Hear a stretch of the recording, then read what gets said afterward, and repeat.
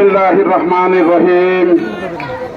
টেকনাফ পৌরসভা নাগরিক ফোরাম কর্তৃক আয়োজিত আজকের পৌরবাসীর বিক্ষোভ মিছিল ও সমাবেশের সম্মানিত উপস্থিত ভাইরা, উপস্থিত উলামায়ে কেরাম, সাংবাদিক বন্ধুগণ, খেটে খাওয়া মানুষ, ব্যবসায়ী ভাইরা, আসসালামু আলাইকুম ওয়া রাহমাতুল্লাহি ওয়া বারাকাতুহু।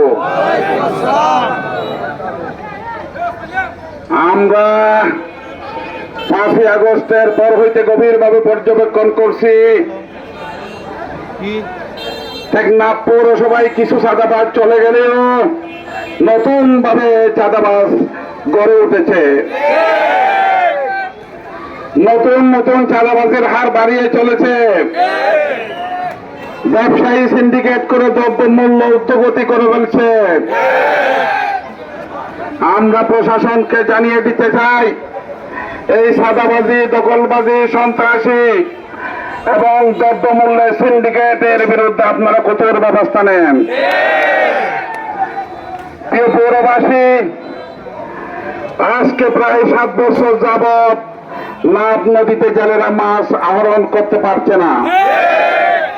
আমি প্রশাসনকে জানিয়ে দিতে চাই, টেকনাফ পৌরবাসী এর বিরুদ্ধে গণ আন্দোলন গড়ে তুলবে যদি না আপনারা 1 মাসের ভিতর তাদের মাছ মারার ব্যবস্থা করে না দেন।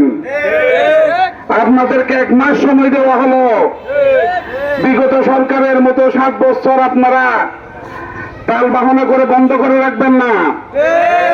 আমরা 1 মাসের ভিতর যদি নাব নদী খুলতে না পারি, তাহলে আমরা টেকনাফ পৌরবাসী ঐক্যবদ্ধ হয়ে কিভাবে খুলতে হয় আমরা দেখিয়ে দেব।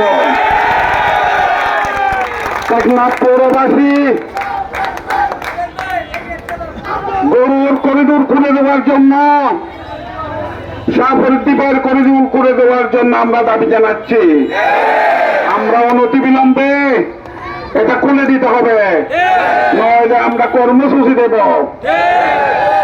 আমাদের টেকনাফ পৌরবাসীরা হাসপাতালে গেলে সিট পায় না, রোগী যাওয়ার সাথে সাথে রেফার করে দেয়।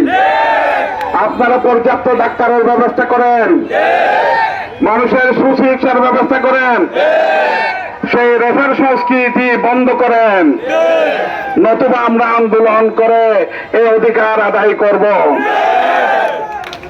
2009 সালে যে মাছ বাজার আমরা দেখে গেছি, বিগত 16 বছর আগে ঠিক সেই মাছ বাজার এখনো কেন রয়ে গেছে?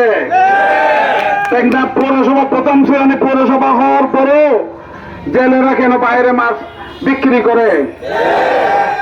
সেই মাছ বাজারের কোনো ব্যবস্থা কেন করা হয়নি? অতি সত্বর আধুনিক মাছ বাজারের ব্যবস্থা করুন।